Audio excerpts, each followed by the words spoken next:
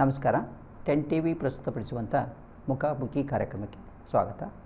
ಇವತ್ತಿನ ನಮ್ಮ ಮುಖಾಮುಖಿ ಕಾರ್ಯಕ್ರಮದಲ್ಲಿ ಸಹಕಾರ ಕ್ಷೇತ್ರದಲ್ಲಿ ಸಾಕಷ್ಟು ಹೆಸರು ಮಾಡಿರುವಂಥ, ಸಾಧನೆ ಮಾಡಿರುವಂಥ ಮಂಡ್ಯ ಜಿಲ್ಲಾ ಹಾಲು ಉತ್ಪಾದಕರ ಒಕ್ಕೂಟದ ನಿರ್ದೇಶಕರು ಆಗಿರುವಂಥ UC ಶಿವಪ್ಪ ಅವರು ನಮ್ಮ ಜೊತೆ ಇದ್ದಾರೆ.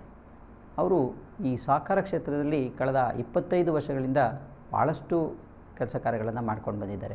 ಗ್ರಾಮ ಪಂಚಾಯಿತಿ ಇರ್ಬೋದು, ಅಥವಾ ಅಲ್ಲಿಯ ಸ್ಥಳೀಯ ಸಹಕಾರ ಸಂಘಗಳಿರ್ಬೋದು, ಹಾಲು ಉತ್ಪಾದಕರ ಒಕ್ಕೂಟ ಏನಿದೆ ಮನವಲ್ಲು, ಅದರ 2 ಬಾರಿಯ ನಿರ್ದೇಶಕರಾಗಿ ಅವರು ಉತ್ತಮವಾಗಿ ಕೆಲಸ ಮಾಡ್ಕೊಂಡು ಬಂದಿದ್ದಾರೆ. ಜೊತೆಗೆ ಮಂಡ್ಯ ಜಿಲ್ಲೆಯಲ್ಲಿರುವಂಥ ಸಹಕಾರ ಸಂಸ್ಥೆಗಳಲ್ಲಿ ಅವರ ಪಾತ್ರ ತುಂಬ ದೊಡ್ಡದಿದೆ. ಭಾಳಷ್ಟು ಸಹಕಾರ ಸಂಸ್ಥೆಗಳಲ್ಲಿ ಅವರು ಅಚ್ಚುಕಟ್ಟಾಗಿ ಅವರ ಬೆಂಬಲಿಗರನ್ನು ಭಾಳಷ್ಟು ಕಡೆಗಳಲ್ಲಿ ಗೆಲ್ಲಿಸಿಕೊಂಡು ಉತ್ತಮವಾಗಿ ಸಹಕಾರ ಸಂಸ್ಥೆಗಳನ್ನು ನಡೆಸ್ತಾ ಇದ್ದಾರೆ. ಇವತ್ತು ಅವರೊಂದಿಗೆ ಒಂದಷ್ಟು ಚರ್ಚೆ ಮಾಡೋಣ. ಏನೆಲ್ಲ ಮಾಡಿದ್ದಾರೆ, ಅವರ ರಾಜಕೀಯ ಸಾಧನೆಗಳು, ಸಹಕಾರ ಕ್ಷೇತ್ರದ ಸಾಧನೆಗಳು, ಅವರ ಕನಸುಗಳು, ಆಸೆಗಳು ಎಲ್ಲವನ್ನೂ ಅವರ ಬಾಯಿಂದನೇ ಕೇಳೋಣ. ಸರ್, ನಮಗೆ ಕಾರ್ಯಕ್ರಮಕ್ಕೆ ಸ್ವಾಗತ. ನಮಸ್ಕಾರ ಸರ್. ನೀವು ಏನು ಕಾರ್ಯಕ್ರಮ ಅಂದರೆ ಈ ವಿದ್ಯಾರ್ಥಿ ದೆಸೆಯಲ್ಲಿ ಏನೆಲ್ಲ ಮಾಡ್ಕೊಂಡು ಬಂದ್ರಿ, ಹೇಗೆ ಬಂದ್ರಿ, ವಿದ್ಯಾಭ್ಯಾಸ ಹೇಗೆ, ಎಲ್ಲಿವರೆಗೆ ವಿದ್ಯಾಭ್ಯಾಸ ಮಾಡಿದ್ದೀರಾ, ಒಂದಷ್ಟು ಮಾಹಿತಿ ಕೊಡಿ ಸರ್. ಸರ್, ನಾನು ಹೈಸ್ಕೂಲ್ ವ್ಯಾಸಂಗನ ಮಂಡ್ಯ ಕಾಳೆಗೌಡ ಹೈಸ್ಕೂಲ್ನಲ್ಲಿ ಮಾಡಿದ್ದೀನಿ. ಕಾಲೇಜು ಭಾರತಿ ಕಾಲೇಜಿನಲ್ಲಿ ವ್ಯಾಸಂಗ ಮಾಡಿದ್ದೀನಿ. ನಾನು ಕಾಲೇಜ್ ಮುಗಿದ ನಂತರ ನಮ್ಮ ಊರಿನಲ್ಲಿ ಕೆಲವು ಬಡ ಜನರ ಸ್ಥಿತಿಗತಿಗಳನ್ನ ನೋಡಿ ಇವ್ರಿಗೆಲ್ಲ ಸಹಾಯ ಮಾಡಬೇಕು, ರಾಜಕೀಯ ರಂಗದಲ್ಲಿ ಹೋಗಿ ಇವ್ರಿಗೆಲ್ಲ ಕಷ್ಟ ಸುಖಕ್ಕೆ ಸ್ಪಂದಿಸಬೇಕು ಅಂತೇಳಿ ಆವಾಗಿಂದ ರಾಜಕೀಯವಾಗಿ. ವಿದ್ಯಾರ್ಥಿ ಜೀವನದಲ್ಲಿ ನಿಮ್ಮ ಸಾಧನೆಗಳೇನು ಸರ್? ಅಲ್ಲಿ ಸಕ್ರಿಯವಾಗಿ ಸಂಘಟನೆಗಳಲ್ಲಿ ತೊಡ್ಕೊಂಡಿದ್ರಾ, ಏನು ಮಾಡ್ತಾಯಿದ್ರಿ? ನಾವು ವಿದ್ಯಾರ್ಥಿ ಮುಗಿದ ತಕ್ಷಣ ನಾನು ಯೂತ್ ಕಾಂಗ್ರೆಸ್ ಪ್ರೆಸಿಡೆಂಟ್ ಆದೆ ಸರ್. 2004ರಲ್ಲಿ ಯೂತ್ ಕಾಂಗ್ರೆಸ್ ಪ್ರೆಸಿಡೆಂಟ್ ಆಗಿ ಕಾಂಗ್ರೆಸ್ಗೆ ಯುವಕರನ್ನೆಲ್ಲ ಒಂದುಗೂಡಿಸಿ ಕಾಂಗ್ರೆಸ್ ಪರವಾಗಿ ಕೆಲಸ ಮಾಡ್ತಾ ನಾನು ಕಾಂಗ್ರೆಸ್ ಪರವಾಗಿ ದುಡಿತಾ ಬಂದಿದ್ದೀನಿ ಸರ್. ಯೂತ್ ಕಾಂಗ್ರೆಸ್ ವತಿಯಿಂದಲೂ ವಿದ್ಯಾರ್ಥಿ ದೆಸೆಯಿಂದಲೂ ಕಾಂಗ್ರೆಸ್ ನಿಷ್ಠಾವಂತ ಕಾರ್ಯಕರ್ತನಾಗಿ ದುಡಿತಾ ಬಂದಿದ್ದೀನಿ. ನಿಮ್ಮ ಗ್ರಾಮ ಪಂಚಾಯಿತಿಗಳಲ್ಲಿ ಕಳೆದ 25 ವರ್ಷಗಳಿಂದ ನಿಮ್ಮ ಹಿಡಿತದಲ್ಲೇ ಇದೆ. ಅಂದರೆ ನಿಮ್ಮ ಸಹೋದರರಿರ್ಬೋದು, ಬೇರೆ ಬೇರೆ ನಿಮ್ಮ ಬೆಂಬಲಿಗರಿರ್ಬೋದು, ಅವರೇ ಕೂಡ ಆಯ್ಕೆಯಾಗಿ ಬಂದಿದ್ದಾರೆ. ಅದಕ್ಕೆ ನಿಮ್ಮದೇ ಪಾತ್ರ ದೊಡ್ಡದು ಅಂತೇಳಿ. ಹೌದು ಸರ್, ಇದು 5ನೇ ಬಾರಿ, ಅಂದರೆ 25 ವರ್ಷ ಆಗಿದೆ. ನಮ್ಮ ಅಣ್ಣ ಶೇಖರ್ ಅಂದ್ಬಿಟ್ಟು ಅವ್ರನ್ನೇ ಗ್ರಾಮ ಪಂಚಾಯಿತಿ ಸದಸ್ಯರಾಗಿ ಇದು 5ನೇ ಬಾರಿ ಆಗಿದ್ದಾರೆ. ಹಾಗೂ 5 ವರ್ಷ ಅಧ್ಯಕ್ಷರಾಗುವೆ ಕೆಲಸ ಮಾಡಿದ್ದಾರೆ. 5 ವರ್ಷ ಅಧ್ಯಕ್ಷರಾಗಿದ್ದಾರೆ. ನಾವು ಯಾಕಂದರೆ ಈಗ ಜನ ನಮ್ಮನ್ನ ಯಾಕೆ ಬೆಂಬಲಿಸ್ತಾ ಇದ್ದಾರೆ 25 ವರ್ಷದಿಂದಲೂ, ಸ್ಥಳೀಯವಾಗಿ ಅಲ್ಲಿರುವಂಥ ಕಷ್ಟ ಕಾರ್ಪಣ್ಯಗಳು, ಜನಗಳು, ಮತ್ತು ಬೀದಿ ದೀಪ, ಚರಂಡಿ ವ್ಯವಸ್ಥೆ, ರಸ್ತೆಗಳು, ಲೈಟ್ಸು, ಈ ಥರದ್ದು ಏನಿದೆ. ಈಗ ನಮ್ಮ ಗ್ರಾಮ ಪಂಚಾಯಿತಿಯಿಂದ ಯಾವುದೇ ಥರ ಸೌಲಭ್ಯ ಬಂದರೂ ಸರ್ಕಾರದಿಂದ ನಮ್ಮ ಪಂಚಾಯಿತಿಯಿಂದ ಅತಿ ಹೆಚ್ಚಾಗಿ ಉಪಯೋಗಿಸ್ಕೊಂಡು ಜನರಿಗೆ ತಲುಪಿಸಿದ್ದೀವಿ ಕಾರ್ಯಕ್ರಮಗಳನ್ನ. ಅದಕ್ಕೆ ಜನ ನಮ್ಮನ್ನ ಬೆಂಬಲಿಸ್ತಾ ಬಂದಿದ್ದಾರೆ ಸರ್. ಈಗಲೂ ಬೆಂಬಲಿಸ್ತಾ ಇದ್ದಾರೆ, ಮುಂದೇನೂ ಬೆಂಬಲಿಸ್ತಾರೆ. ಕಳೆದ ಬಾರಿ ನೀವು ಜಿಲ್ಲಾ ಪಂಚಾಯಿತಿ ಕೂಡ ಸ್ಪರ್ಧೆ ಮಾಡಿದ್ರಿ. ಹೌದು ಸರ್, ಕಾಂಗ್ರೆಸ್ನಿಂದ ಸ್ಪರ್ಧಿಸಿದ್ದೆ. ತುಂಬ ಕಡಿಮೆ ಅಂತರದಲ್ಲಿ ಸೋತಿದ್ದೀನಿ. ಆಗ ಸ್ವಲ್ಪ ಜಾತ್ಯತೀತ ಜನತಾ ದಳದ ಪ್ರಭಾವ ಜಾಸ್ತಿ ಇತ್ತು. ಆದ್ದರಿಂದ ನಾನು ಕಡಿಮೆ ಅಂತರದಲ್ಲಿ ಸೋಲನ್ನು ಅನುಭವಿಸ್ಬೇಕಾಯ್ತು ಸರ್. ಕಾಂಗ್ರೆಸ್ ಎಲ್ಲ ಒಂದು ರೀತಿ ಹಿಡಿತ ತಪ್ಪಿತ್ತು, ಆ ಕಾರಣಕ್ಕೆ ನಿಮಗೆ ಸೋಲುಂಟಾಯಿತು. ಹಿಡಿತ ತಪ್ಪಿತ್ತು ಅನ್ನೋದಕ್ಕಿಂತ ಪ್ರಬಲವಾಗಿದ್ದರು.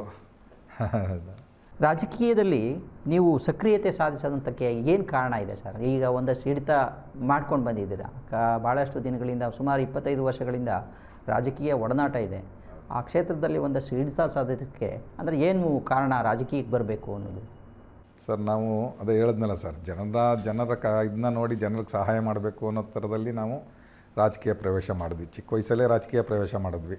ಆಗ ಇಂಥ ನಿರ್ದಿಷ್ಟವಾದ ಕಾರಣಗಳಿರಲಿಲ್ಲ. ಒಳಗಡೆ ಬಂದಮೇಲೆ ಎಲ್ಲ ರಾಜಕೀಯ ಅರ್ಥ ಆದಮೇಲೆ ಎಲ್ಲ ಜನರಿಗೆ ಸ್ಪಂದಿಸ್ಕೊಂಡು ನಾನು ಮೊದಲಿಗೆ ಉಮ್ಡಳ್ಳಿ ಗ್ರಾಮ ಪಂಚಾಯಿತಿ ವ್ಯಾಪ್ತಿಯಲ್ಲಿ ರಾಜಕೀಯ ಪ್ರಾರಂಭ ಮಾಡಿದ್ವಿ. ನಂತರ ಬೂದನೂರು ಜಿಲ್ಲಾ ಪಂಚಾಯಿತಿ ವ್ಯಾಪ್ತಿಗೆ ವಿಸ್ತರಣೆ ಮಾಡಿಕೊಂಡು ಎಲ್ಲ ಪಂಚಾಯಿತಿಲಿರೋ ಗ್ರಾಮ ಪಂಚಾಯಿತಿಗಳೆಲ್ಲನೇ ನಮ್ಮ ಹಿಡ್ತಕ್ಕೆ ತಗೊಂಡು ಕಾಂಗ್ರೆಸ್ ತೆಕ್ಕೆಗೆ ತಗೊಂಡು ಕೆಲಸ ಮಾಡ್ತಾಯಿದ್ವಿ. ಈಗ ಬರ್ತಾ ಇದನ್ನು ವಿಧಾನಸಭಾ ವ್ಯಾಪ್ತಿಗೆ ಮುಂದುವರ್ಸ್ಕೊಂಡು ಎಲ್ಲ ವಿಧಾನಸಭೆ ವ್ಯಾಪ್ತಿ ಆಗ್ಬೋದು, ನಮ್ಮ ನಗರ ಪ್ರದೇಶ ಆಗ್ಬೋದು, ಎಲ್ಲ ಹತ್ರಲ್ಲೂ ವಿಸ್ತರಿಸ್ಕೊಂಡು ಹೋಗ್ತಾ ಇದ್ದೀವಿ ಸರ್. ಈ ರಾಜಕೀಯ ಕ್ಷೇತ್ರಕ್ಕೆ ಮುಂದುವರಿಸಬೇಕು ಅನ್ನೋದು ಏನಕ್ಕಿತ್ತು ಸರ್? ಈಗ ನೀವು ಸಹಕಾರ ಕ್ಷೇತ್ರದಲ್ಲಿ ಸಾಕಷ್ಟು ಸಾಧನೆ ಮಾಡ್ತಾ ಇದ್ದೀರಿ, ಅದರಲ್ಲೇ ಮಾಡ್ಬೋದಾಗಿತ್ತು. ನಾವು ಫಸ್ಟ್ ಬಂದದ್ದೇ ರಾಜಕೀಯ ಕ್ಷೇತ್ರ ಸರ್. ರಾಜಕೀಯ ಕ್ಷೇತ್ರಕ್ಕೆ ಬಂದು ರಾಜಕೀಯ ಮಾಡಿಕೊಂಡು ಆಮೇಲೆ ಸಹಕಾರ ಕ್ಷೇತ್ರ ಪ್ಲಸ್ ರಾಜಕೀಯ ಎರಡು ಒಂದೇ ನಾಣ್ಯದ ಎರಡು ಮುಖಗಳು ಇದ್ದಂಗೆ ಸರ್. ಎರಡು ಕ್ಷೇತ್ರನೂ ರಾಜಕೀಯ ಸಹಕಾರ ಸಂಘ ಎರಡು ಒಂದೇ. ಅಂದರೆ ರಾಜಕೀಯಕ್ಕೆ ಸಹಕಾರ ಕ್ಷೇತ್ರನೂ ಸಹಕಾರ ಇದೆ ಅಂತ. ಸಹಕಾರ ಇದೆ ಸರ್, ಎರಡನ್ನೂ ಇದಾಗಿದೆ ಸರ್. ಸೊ ಮಂಡ್ಯ ಜಿಲ್ಲೆನ ಈಗ ಮನ್ಮುಲ್ ನೀವು ಡೈರೆಕ್ಟರ್ ಕೂಡ ಆಗಿದ್ದೀರಾ, ಅಲ್ಲಿ ಏನು ಮಾಡಬೇಕಾಗಿತ್ತು ನಿಮ್ಮ ಅವಧಿಯಲ್ಲಿ? 2 ಬಾರಿ ನೀವು ನಿರ್ದೇಶಕರಾಗಿ ಆಯ್ಕೆ ಆಗಿದ್ದೀರಾ, ಈ ಬಾರಿನೂ ಇದ್ದೀರಾ.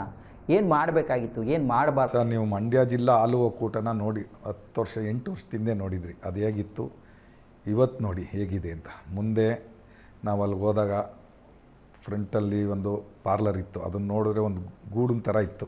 ಅದನ್ನು ನೋಡಿ ನಮ್ಗೆ ಇದಾಗಿ ಹೈಟೆಕ್ ಪಾರ್ಲರ್ನ ಮಾಡಿದ್ವಿ. ಮೇಯ್ನ್ ರೋಡಲ್ಲಿ ಈಗ ನೋಡೋದ್ರಲ್ಲಿ ಜನ ಅಲ್ಲಿಗೆ ಹೋಗಬೇಕು ಅನ್ನೋ ಥರ ಹೈಟೆಕ್ ಪಾರ್ಲರ್ ಆಗಿದೆ. ಮತ್ತು ನಮ್ಮದು 3 ಲಕ್ಷ ಹಾಲು ಸಂಸ್ಕರಣೆ ಮಾಡುವಾಗಿತ್ತು. ನಮಗೆ 9 ಲಕ್ಷ 8 ಲಕ್ಷ ಹಾಲು ಬರ್ತಾಯಿತ್ತು. ಅದನ್ನ ಸಂಸ್ಕರಣೆ ಮಾಡೋಕ್ಕೆ ತುಂಬ ತೊಂದರೆ ಆಯ್ತಿತ್ತು. ಹೊರ ರಾಜ್ಯಗಳಿಗೆ ಇದಕ್ಕೆ ಕಳಿಸ್ಕೊಡ್ತಾಯಿದ್ವಿ, ಎಕ್ಸ್ಪೆನ್ಸಿವ್ ಜಾಸ್ತಿ ಬರ್ತಾಯಿತ್ತು. ಆಗ ನಾವೆಲ್ಲ ಬೋರ್ಡಲ್ಲಿ ಕೂತ್ಕೊಂಡು, ಇಲ್ಲ ಇದನ್ನು ನಮ್ಮ ಮಂಡ್ಯ ಜಿಲ್ಲಾ ಹಾಲು ಒಕ್ಕೂಟ ಕರ್ನಾಟಕಕ್ಕೆ ಅತಿ ಹೆಚ್ಚು ಹಾಲು ಬರ್ತಾಯಿರೋ ಒಕ್ಕೂಟ, ಜಿಲ್ಲೆ ಈ ಜಿಲ್ಲೆಯಲ್ಲಿ ಹಿಂಗೆ ಆಗಬಾರ್ದು, ಇದನ್ನು ಅಭಿವೃದ್ಧಿ ಹತ್ರ ಕೊಂಡೊಯ್ಯಬೇಕು ಅಂತೇಳಿ ನಾವು ಎಲ್ಲ ತೀರ್ಮಾನ ಮಾಡಿ 262 ಕೋಟಿ ವೆಚ್ಚದಲ್ಲಿ ಮೆಗಾ ಡೈರಿ ಮಾಡಿದ್ದೀವಿ ಸರ್. ಇವತ್ತು ಬಂದು ನೋಡಿ, ಡೈರಿ ಯಾವತ್ತು ನೋಡಿದ್ರು ನಿಮಗೆ ಇವತ್ತು ನೋಡೋದಕ್ಕೂ ಅದೇ ವ್ಯತ್ಯಾಸ ಗೊತ್ತಾಗುತ್ತೆ ಸರ್. ತುಂಬ ಅದ್ಭುತವಾಗಿದೆ. ಹಾಂ, ಅಂದರೆ ಅದು ಅಷ್ಟು ಮಾಡಿರೋದಕ್ಕೆ ನಿಮಗೆ ತೃಪ್ತಿ ಇದೆ ಅಂತ? ತೃಪ್ತಿ ಇದೆ ಸರ್. ಅದೇ ರೀತಿ ಪ್ರತಿ ಹಳ್ಳಿಲೂ ನಾವು ಹಳ್ಳಿಯಿಂದ ನಮಗೆ ಕ್ಯಾನಲ್ಲಿ ಹಾಲು ಬರ್ತಾಯಿತ್ತು. ಹಾಲು ಅಲ್ಲಿಗೆ ಬರೋಷ್ಟರಲ್ಲಿ ಅದು ಹಾಳಾಗೋಗ್ತಾಯಿತ್ತು, ಕ್ವಾಲಿಟಿ ಇರ್ತಿರಲಿಲ್ಲ. ಯಾಕಂದರೆ ಬ್ಯಾಕ್ಟೀರಿಯಾಗಳೆಲ್ಲ ಅಲ್ಲಿಂದ ಬರೋಷ್ಟರಲ್ಲಿ ಜಾಸ್ತಿಯಾಗಿ ಅದನ್ನು ಹಾಲು ಕೆಡುವಂಥ ಸಂಭವಗಳೇ ಜಾಸ್ತಿ ಇತ್ತು. ಹಾಲನ್ನ ಸಂಸ್ಕರಣೆ ಮಾಡೋಕ್ಕಾಯ್ತಿರಲಿಲ್ಲ. ಈಗ ನಾವು ಸ್ಥಳೀಯವಾಗಿ ಒಂದು 3 ಸಂಘಗಳು 4 ಸಂಘಗಳು ಒಂದು ಮಾಡಿ ಅಲ್ಲಿ 3000 litre 5000 litre bulk milk cooler, ಅಂದರೆ ನಮ್ಮದು ಹಾಲು ಏನು ಬರುತ್ತೋ ಹಾಲು ಅಲ್ಲೇ ಚಿಲ್ಡಾಗಿ ಕೋಲ್ಡಾಗಿ ಕ್ವಾಲಿಟಿ ಬಂದು ಆಮೇಲೆ ನಾವು ಹಾಲನ್ನ ನಮಗೆಲ್ಲ ಬೇಕಲ್ಲಿ ತರಿಸ್ಕೊಳ್ಳೋವಂಥ ವ್ಯವಸ್ಥೆ ಈಗಿದೆ. ಎಲ್ಲ ಥರದ್ದು ಇದಿದೆ. ಮತ್ತು ರಾಸುಗಳಿಗೆ ಇನ್ಸೂರೆನ್ಸ್ ನಮ್ಮ ಬೋರ್ಡ್ ಬಂದಮೇಲೆ ಇನ್ಸೂರೆನ್ಸ್ ಈಗ ನಾವು 2 ಟರ್ಮಿಂದ ಇನ್ಸೂರೆನ್ಸ್ ಮಾಡಿಸ್ತಾಯಿದ್ದೀವಿ. ನಾವು 3/4 ಭಾಗ ಆಗ್ತಾಯಿದ್ದೀವಿ, ರೈತರಿಂದ 1/4 ಭಾಗ ಬರೆಸ್ತಾಯಿದ್ದೀವಿ. ಮತ್ತು ಹಸುಗಳಿಗೆ ಮ್ಯಾಟ್ ಕೆಳಗಡೆ ರಬ್ಬರ್ ಮ್ಯಾಟ್ಗಳನ್ನ ಸಬ್ಸಿಡಿ ರೇಟ್ ಅರ್ಧ ಸಬ್ಸಿಡಿ, ಮೇವು ಕತ್ತರಿಸುವ ಯಂತ್ರ ಕೊಡ್ತಾಯಿದ್ದೀವಿ, ಹಾಲು ಕರಿ ಯಂತ್ರನೂ ಸಬ್ಸಿಡಿ ಅರ್ಧ ಸಬ್ಸಿಡಿ ಕೊಡ್ತಾಯಿದ್ದೀವಿ. ರೈತರಿಗೆ ಎಲ್ಲ ಥರದ್ದು ಅಜೋಳ ಬೆಳೆಯೋಕ್ಕೆ ತೊಟ್ಟಿಗೆ ಸ್ಕೀಮ್ ಕೊಡ್ತಾಯಿದ್ದೀವಿ. ಎಲ್ಲ ನಮ್ಮ ಸಂಘದ ವತಿಯಿಂದಲೇ ಮಾಡ್ತಾಯಿದ್ದೀವಿ ಸರ್. ತುಂಬ ಅನುಕೂಲಗಳು ಮಾಡಿಕೊಡ್ತಾಯಿದ್ದೀವಿ ರೈತರಿಗೆ. ನಮ್ಮ ಆಸೆ ಏನು, ರೈತರಿಗೆ ಇನ್ನೂ ಹೆಚ್ಚಿನ ಬೆಲೆ ಕೊಡಬೇಕು ಅನ್ನೋದು ನಮ್ಮ ಮನಸ್ಸಲ್ಲಿದೆ. ಆದರೆ ಪರಿಸ್ಥಿತಿಗೆ ಅದರ ಅನುಗುಣವಾಗಿ ಬೆಲೆನ ಕೊಡ್ತಾಯಿದ್ದೀವಿ. ಇಲ್ಲೊಂದು ಪಶು ಆಹಾರ ಉತ್ಪಾದನಾ ಘಟಕ ಒಂದು ಆಗಬೇಕಾಗಿದೆ. ಒಂದು ಪಶು ಆಹಾರ ಉತ್ಪಾದಕ ಘಟಕ ನಮ್ಮ ವ್ಯಾಪ್ತಿಗೆ ಬರೋಲ್ಲ ಸರ್. ಅದು KMF ವ್ಯಾಪ್ತಿ. KMF ಅವರೇ ನಮಗೆ ಸಪ್ಲೈ ಕೊಡೋದು, ಅವ್ರು ಎಲ್ಲರೂ ಮಾಡ್ಕೊಳ್ಬೋದು. ಯಾಕೆಂದರೆ ಅವರು ಸಾಗಾಣಿಕೆ ವೆಚ್ಚ ಇರ್ತದೆ. ನಾವು ಅದನ್ನು ಹೇಳ್ತೀವಿ. KRಪೇಟೆಯಲ್ಲಿ ಆಗಿದೆಯಲ್ಲ ಸರ್, ಮಂಡ್ಯ ಜಿಲ್ಲೆಯಲ್ಲಿ ಪಶು ಸಾಗುವಳಿ ಜಾಸ್ತಿ, ಅದ್ರ ಬೆಲೆ ಜಾಸ್ತಿ ಇದೆ, ರೈತರಿಗೆ ಸ್ವಲ್ಪ ಕಷ್ಟ. ಇಲ್ಲ ಸರ್, ಅದೇನು ಇದಾಗಿರುತ್ತೆ ಫಿಕ್ಸ್ ಆಗುತ್ತೆ. KMFಯಿಂದ ಅದೇ ಸಬ್ಸಿಡಿ ರೇಟಲ್ಲೇ ಕೊಡ್ತೀವಿ ಸರ್, ಬೆಲೆ ಏನು ಜಾಸ್ತಿ ಆಗೋಲ್ಲ. KRಪೇಟೆಯಲ್ಲಿ, ಮಂಡ್ಯ ಜಿಲ್ಲೆಯಲ್ಲಿ KRಪೇಟೆಯಲ್ಲಿ ನಮ್ಮ KMF ವತಿಯಿಂದ ಪೀಡ್ಸ್ ಫ್ಯಾಕ್ಟ್ರಿ ಆಗಿದೆ. ಈ ಕಳೆದ ಬಾರಿ ಕೂಡ ನೀವು ಒಕ್ಕೂಟದ ನಿರ್ದೇಶಕರಾಗಿದ್ದೀರಿ, ಈ ಸಲನೂ ಆಗಿದ್ದೀರಿ. ಬೋರ್ಡು ಉತ್ತಮವಾಗಿ ಕೆಲಸ ಮಾಡ್ತಾಯಿದೆ ನಿಮ್ಮ ಅಭಿಪ್ರಾಯ. ಆದರೆ ಕೆಲವು ಏನು ಒಂದಷ್ಟು ಭ್ರಷ್ಟಾಚಾರದ ಆರೋಪಗಳು ಕೂಡ ಇದ್ದಾವೆ ಸರ್. ಈಗ ಒಂದು ಕೆಲಸ ಮಾಡ್ತೀವಿ ಅಂದಾಗ ಈ ಥರ ಮಾತುಗಳೆಲ್ಲ ಬರೋದು ಸಹಜ ಸರ್. 70 ಕೋಟಿಗೆ ಬಿಲ್ಡಿಂಗ್ ಕನ್ಸ್ಟ್ರಕ್ಷನ್ಗೆ ಟೆಂಡರ್ ಆಗಿ 70 ಕೋಟಿ ಕೆಲಸ ನಡೆದಿದೆ, ಬಿಲ್ಡಿಂಗ್ ಆಗಿದೆ. 70 ಕೋಟಿ ಹಗರಣ ಅಂತಾರೆ, ಹಂಗಾರೆ ಕೆಲಸನೇ ಮಾಡಿಲ್ವ ಅಲ್ಲಿ?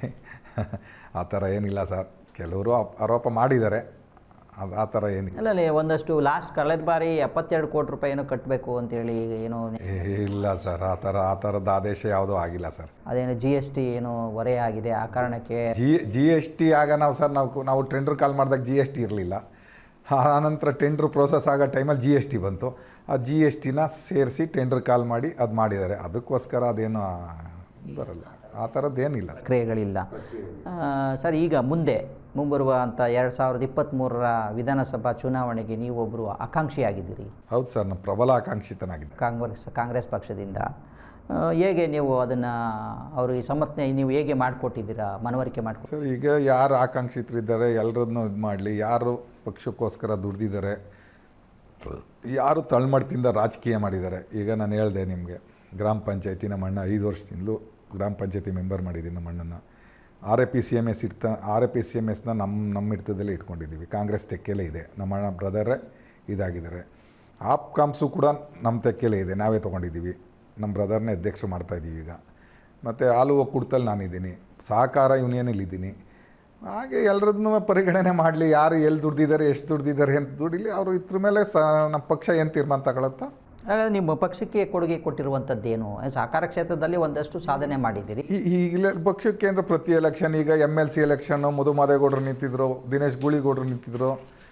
ಹಾಗೆಲ್ಲ ಪಕ್ಷಕ್ಕೆ ದುಡ್ದಿದ್ದೀವಿ. ನಾವೆಲ್ಲ ಎಲ್ಲರನ್ನು ಕರ್ಕೊಂಡು ಓಟ್ ಮಾಡಿಸೇ ಅಲ್ವಾ ಸರ್ ಗೆದ್ದಿರೋದು. ನಮ್ಮದೇ ದುಡಿಮೆ. ಸಂಘಟನೆ ಮಾಡಿಲ್ಲ, ಸಂಘಟನೆ ಮಾಡಬೇಕು. ಸಂಘಟನೆ ಯಾಕಿಲ್ಲ? ಸಂಘಟನೆ ಎಲ್ಲ ಕಡೆ ಇದೆಯಲ್ಲ ನಮ್ಮದು. ಅಲ್ಲ, ನೀವು ಒಂದಷ್ಟು ಈಗ ನಿಮ್ಮ ಗ್ರಾಮ ಪಂಚಾಯತಿ ಅಥವಾ ಜಿಲ್ಲಾ ಪಂಚಾಯತಿ ವ್ಯಾಪ್ತಿನಲ್ಲಿ ಸಂಘಟನೆ ಮಾಡಿದ್ರಿ. ಅಷ್ಟು ಮಾಡಿದ್ರೆ 4-5 ಜಿಲ್ಲಾ ನಾವು ಮಂಡ್ಯ ಜಿಲ್ಲಾ ಹಾಲು ಒಕ್ಕೂಟಕ್ಕೆ ನಿರ್ದೇಶಕನಾಗಿದ್ದೀನಿ ಅಂದರೆ ಉಮ್ಡಹಳ್ಳಿ ಹಾಲು ಒಕ್ಕೂಟದಲ್ಲಿ ಒಂದು ಓಟ್ ಹಾಕ್ಸ್ಕೊಂಡಾಗಿಲ್ಲ ಸರ್. ಮಂಡ್ಯ ತಾಲೂಕು, ಮಂಡ್ಯ ವಿಧಾನಸಭಾ ಕ್ಷೇತ್ರ ಪ್ರತಿ ಹಳ್ಳಿ, ಪ್ರತಿ ಸಂಘಗಳಿಂದ ನಮಗೆ ವೋಟ್ ಮಾಡಿ ನಾವು ಕಳಿಸಿರೋದು. ಅದು ಹೆಂಗೆ ನಮ್ಮಲ್ಲಿ ಸೀಮಿತಗೊಳಿಸ್ತೀರ ನೀವು? ಎಲ್ಲ ಹಳ್ಳಿಲೂ ನಮಗೆ ಮತ ಮಾಡಿದಾರಲ್ಲ, ವೋಟ್ ಮಾಡಿದಾರಲ್ಲ. ನಾವು ಪ್ರತಿ ಹಳ್ಳಿಲೂ ಇದ್ದೀವಿ, ಪ್ರತಿ ಗ್ರಾಮನೂ ಗೊತ್ತು ನಮಗೆ, ಪ್ರತಿ ಗ್ರಾಮದಲ್ಲೂ ಜನ ಗೊತ್ತಲ್ವ. ಅದು ಪಕ್ಷ ಸಂಘಟನೆಗೆ ಇದು ಒಂದು ರೀತಿಯಲ್ಲಿ ಸಹಕಾರ ಆಗುತ್ತಾ? ನಾನು ಯೂತ್ ಕಾಂಗ್ರೆಸ್ ಪ್ರೆಸಿಡೆಂಟ್ ಆಗಿದೆ sir. Youth Congress president means 2004ರಲ್ಲಿ ಆಗಿದ್ದೀನಿ. ಅದೇನು ನಮ್ಮ ಉಮ್ಡಹಳ್ಳಿ ಗ್ರಾಮಕ್ಕೆ ಮಾತ್ರ ಸೀಮಿತನಾ? ಅದು 20 ವರ್ಷದಿಂದನೇ ನಾನು ಯೂತ್ ಕಾಂಗ್ರೆಸ್ ಪ್ರೆಸಿಡೆಂಟ್ ಆಗಿದ್ದೀನಿ ಅಂದರೆ ನಾವು ಸಂಘಟನೆ ಮಾಡಿದ್ದೀನಿ. ಕ್ಷೇತ್ರಾದ್ಯಂತ ಸಂಚಾರ ಮಾಡಿ ಅವತ್ತಿಂದ ಜನ ಜೊತೆ ಒಡನಾಟ ಇಟ್ಕೊಂಡಿದ್ದೀನಿ. ಜಿಲ್ಲಾದ್ಯಂತ, ನಮ್ಮ ಕ್ಷೇತ್ರದಾದ್ಯಂತ ಮಾಡಿದ್ದೀನಿ. ಸರ್, ಇತ್ತೀಚೆಗೆ ನಡೆದಂಥ RAPC ಚುನಾವಣೆಯಲ್ಲಿ ನೀವೇ ಅದನ್ನೇ ಹೇಳ್ತಾ ಬಂದ್ರಿ, ನಮ್ಮ ಸಹೋದರ ಅದಕ್ಕೆ ಅಧ್ಯಕ್ಷರನ್ನು ಮಾಡಿದ್ದೀವಿ, ಸಹಕಾರ ಕ್ಷೇತ್ರದಲ್ಲಿ ಸಾಕಷ್ಟು ಸಾಧನೆ ಕೂಡ ಮಾಡಿದ್ದೀವಿ ಅಂತ. ಆ ಚುನಾವಣೆಯಲ್ಲಿ ಕೂಡ ನಿಮ್ಮ ಪಾತ್ರ ದೊಡ್ಡದಾಗಿದೆ. ನೀವು ಅಧ್ಯಕ್ಷರು, ಅಧ್ಯಕ್ಷರನ್ನು ಕೂಡ ಆಯ್ಕೆ ಮಾಡ್ಕೊಂಡಿದ್ದೀರಿ ನಿಮ್ಮ ಬ್ರದರ್ನ. ಆದರೂ ಅಲ್ಲಿಯ ವ್ಯವಸ್ಥೆಗಳು ಸಾಕಷ್ಟು ಏನೋ ಒಂದು ರೀತಿಯಲ್ಲಿ ಏನೂ ಕಾಣಿಸ್ತಾ ಇಲ್ಲ. ಅದು ಏನು ನಡೀತಾ ಇದೆ, ಏನು ಚಟುವಟಿಕೆ ನಡೀತಾ ಇದೆ, ಹಿಂದೆ ಯಾವ ರೀತಿ ಇತ್ತು. RAPCMS ಅಂತ ಹೇಳಿದ್ರೆ ಇಡೀ ರಾಜ್ಯಕ್ಕೆ ಮಾದರಿಯಾಗಿತ್ತು. ಅಲ್ಲೊಂದು ಸಭಾಂಗಣ ಇದೆ, ರೈತ ಸಭಾಂಗಣ, ಅದು ಕೂಡ ರಾಜ್ಯಕ್ಕೆ ಅದು ಮಾದರಿಯಾಗಿತ್ತು. ಎಲ್ಲ ಮುಖ್ಯಮಂತ್ರಿಗಳು ಅಲ್ಲಿ ಬಂದು ಕಾರ್ಯಕ್ರಮಗಳಲ್ಲಿ ಭಾಗವಹಿಸಿದ್ದಾರೆ. ಮುಖ್ಯಮಂತ್ರಿ ಆಗಿದ್ದಂಥವ್ರು ಯಜ್ಞಲಿಂಗಪ್ಪನವ್ರು ಇರ್ಬೋದು ಅಥವಾ ಪಾಟೀಲ್ರು ಇರ್ಬೋದು, ಭಾಳಷ್ಟು ಜನ ಬಂದಿದ್ದಾರೆ. ಆದರೆ ಇವತ್ತಿನ ಪರಿಸ್ಥಿತಿ ಏನಾಗಿದೆ, ಅದು ನಿಮಗೆ ತೃಪ್ತಿ ಕೊಡುತ್ತಾ? ಸರ್, RAPCMS ಶಂಕರೇಗೌಡರು ಕಟ್ಟಿದಂಥ ಸಂಸ್ಥೆ. ಹೌದು. ಕಾರಣಾಂತರಗಳಿಂದ ಅವತ್ತಿಂದ ಏನೇನು ತೊಂದರೆ ಐತೆ, ಏನೋ ಅಭಿವೃದ್ಧಿ ಹೊಂದಿಲ್ಲ. ಈಗ ಒಂದು ಒಳ್ಳೆ ಬೋರ್ಡ್ ಬಂದಿದೆ. ಆಡಳಿತ ನಡೆಸ್ತಾ ಇರುವಂಥ 12 ಜನ ನಿರ್ದೇಶಕರು ಉತ್ತಮ ಕೆಲಸ ನಿರ್ವಹಿಸ್ತಾ ಇದ್ದಾರೆ. ಈಗ ಶೇಖರ್ ಅವರ ಅಧ್ಯಕ್ಷತೆಯಲ್ಲಿ ನಿನ್ನೆ ಎಲ್ಲ ಹೋಗಿ CM, ಸಹಕಾರ ಸಚಿವರೆಲ್ಲರನ್ನು ಭೇಟಿಯಾಗಿದ್ದಾರೆ. ಬೋರ್ಡು ಭೇಟಿಯಾಗಿ 10 ಕೋಟಿ ಅನುದಾನನ ಬೇಡಿಕೆ ಸಲ್ಲಿಸಿದ್ದಾರೆ. ಸಹಕಾರ ಸಚಿವರು ಅದಕ್ಕೆ ಕೊಡ್ತೀವಿ, ನಾವು ಇದು ಮಾಡ್ತೀವಿ ಅಂತ ಹೇಳಿ ಸಹಕಾರ ನೀಡಿದ್ದಾರೆ. ಈಗ ಎಲ್ಲ ಅಭಿವೃದ್ಧಿ ಅಂತ ಅದನ್ನ 1 ಕೋಟಿ ಹಾಕ್ಸ್ಕೊಂಡು ಬಂದು ಅಭಿವೃದ್ಧಿ ಮಾಡೋಣ ಅಂತ ಪ್ರಯತ್ನ. ಉಮ್ಮರಳ್ಳಿ ನಿಮ್ಮ ಭಾಗದ ಕಡೆಗೆ ಆದಂತೆ ಮಾಂಡವ್ಯ ಸ್ಕೂಲು, ಕಾಲೇಜು ಪಕ್ಕದಲ್ಲೇ ಒಂದು ಅವರ ಇದು RAPCMS ಜಾಗ ಇದೆ. ಅಲ್ಲಿ ಕೂಡ ಉತ್ತಮವಾಗಿ ಚೆನ್ನಾಗಿ ಕೆಲಸ ನಡೀತಾ ಇದೆ. ಅಲ್ಲಿ ಗೋಡನ್ ಇದೆ ಸರ್, ಗೋಡನ್ ಎಲ್ಲ ಬಾಡಿಗೆ ಕೊಟ್ಟಿದ್ದಾರೆ. ಈಗ ಇಲ್ಲಿ ಪೈಪೋಟಿ ಇದೆ. ಈಗ ಅಂದರೆ ಈ ಸಹಕಾರ ಸಂಸ್ಥೆಗಳ ಆಸ್ತಿಗಳನ್ನ ಬಾಡಿಗೆ ಕೊಟ್ಬಿಟ್ಟು ಅದರಿಂದನೇ ನಡೆಸುವಂಥದ್ದು ಅಥವಾ ಚಟುವಟಿಕೆಗಳು ಮಾಡಿ ರೈತರಿಗೆ ಉಪಯೋಗ ಮಾಡಿಕೊಡೋ? ಅವತ್ತು ಮೊದಲು ನಮ್ಮ ರೈತರ ಸಂಸ್ಥೆ ಅಂತಿತ್ತು. ರೈತ ಸಂಸ್ಥೆಯಿಂದ ಗೋಡನ್ ಮಾಡಿದ್ರು ಸರ್. ಅದನ್ನ ಅಲ್ಲಿ ಕಡಲೆ ಬೀಜದ ಎಣ್ಣೆ ತಯಾರು ಮಾಡ್ತಿದ್ರು. ಈ ಪ್ಯಾಕೆಟ್ ಆಯಿಲ್ ಬಂದಮೇಲೆ ಅದೆಲ್ಲ ಇದಾಯಿತು, ತೊಂದರೆ ಆಯಿತು. ಈಗ ಅದನ್ನ ಗೋಡನ್ಗಳು ಬಾಡಿಗೆಗೆ ಏನು ಸೀಮಿತವಾಗಿದೆ. ಈಗ ಪೈಪೋಟಿ ಇರೋದ್ರಿಂದ ಈಗ ಹೊಸ್ದಾಗೆಲ್ಲ ಗೋಡನ್ ಮಾಡೋದ್ರಿಂದ ಇವು ತುಂಬ ಹಳೆಯವಾಗಿರೋದ್ರಿಂದ ಅಂಥ ಇವರು ಬರ್ತಾ ಇಲ್ಲ. ಅದನ್ನು ಅಭಿವೃದ್ಧಿಪಡಿಸಿ ಸರ್ಕಾರದ ಜೊತೆ ಮಾತಾಡಿ ಅಭಿವೃದ್ಧಿಪಡಿಸ್ಬೇಕು ಸರ್. ಈ ಕಾಂಗ್ರೆಸ್ ಪಕ್ಷದಲ್ಲಿ ನೀವೊಬ್ಬರು ಪ್ರಬಲ ಆಕಾಂಕ್ಷಿ. ಈಗ ಸಾಕಷ್ಟು ಕೆಲಸ ಮಾಡ್ಕೊಂಬಂದಿದ್ರಿ. ನೀವು ಯೂತ್ ಕಾಂಗ್ರೆಸ್ ಎಲ್ಲ ಮಾಡಿದ್ದೀರಿ, ಬೇರೆ ಬೇರೆ ಪಕ್ಷದ ಬೇರೆ ಬೇರೆ ಜವಾಬ್ದಾರಿಗಳನ್ನು ಕೂಡ ನಿರ್ವಹಿಸಿದ್ದೀರಿ. ಈಗ ನೀವು ಪ್ರಬಲವಾಗಿ ಆಕಾಂಕ್ಷಿ ಕೂಡ ಆಗಿದ್ದೀರಿ. ಮುಂದೆ ಚುನಾವಣೆಯಲ್ಲಿ ಟಿಕೆಟ್ ಕೈ ತಪ್ಪಿದ್ರೆ ಅಥವಾ ಚುನಾವಣೆಯಲ್ಲಿ ಟಿಕೆಟ್ ಸಿಗದಿದ್ದರೆ ನಿಮ್ಮ ಮುಂದಿನ ನಿಲುವೇನು ಸರ್? ಏನಿಲ್ಲ, ನಾವು ಕಾಂಗ್ರೆಸ್ ಪಕ್ಷದ ನಿಷ್ಠಾವಂತ ಕಾರ್ಯರದ್ದು ಕಾಂಗ್ರೆಸ್ ಪಕ್ಷದಲ್ಲೇ ಇರ್ತೀವಿ ಸರ್. ಅಥವಾ ಪ್ರಬಲ ಅಂದರೆ ನೀವೊಂದು ಪಕ್ಷೇತರವಾಗಿ ಸ್ಪರ್ಧೆ ಮಾಡುವಂಥದ್ದು? ಇಲ್ಲ ಸರ್, ನಮ್ಮ ಕಾಂಗ್ರೆಸ್ನ ಹೈಕಮಾಂಡ್ ಏನು ತೀರ್ಮಾನ ತಗೊಳುತ್ತೋ ಅದ್ರ ಪರ. ಈಗಾಗಲೇ 16 ಜನ ನಿಮ್ಮಲ್ಲಿ ನಮ್ಮ ಮಂಡ್ಯ ಕಾನ್ಸ್ಟಿಟ್ಯೂನ್ಸಿಯಿಂದ 16 ಜನ ಇದ್ದಾರೆ. 16 ಜನದಲ್ಲಿ ಒಬ್ರಿಗೆ ಅಲ್ವಾ ಕೊಡೋಕ್ಕಾಗತ್ತೆ ಸರ್? ಈಗ 16 ಜನದಲ್ಲಿ ಎಲ್ಲ ಈಗ ನಮಗೆ ಸಿಕ್ಕಿಲ್ಲ ಅಂತ 16 ಜನ ಬೇರೆ ಪಕ್ಷೇತರ ಆಗಿಬಿಟ್ರೆ ಕಾಂಗ್ರೆಸ್ ಎಲ್ಲಿ ಗೆಲ್ಲುತ್ತೆ? ಅದರಿಂದ ನಾವೆಲ್ಲ 16 ಜನ ಒಂದಾಗಿದ್ದೀವಿ. ಯಾರಿಗೆ ಟಿಕೆಟ್ ಕೊಟ್ಟರು ಒಮ್ಮತವಾಗಿ ಮಾಡ್ತೀವಿ ಸರ್.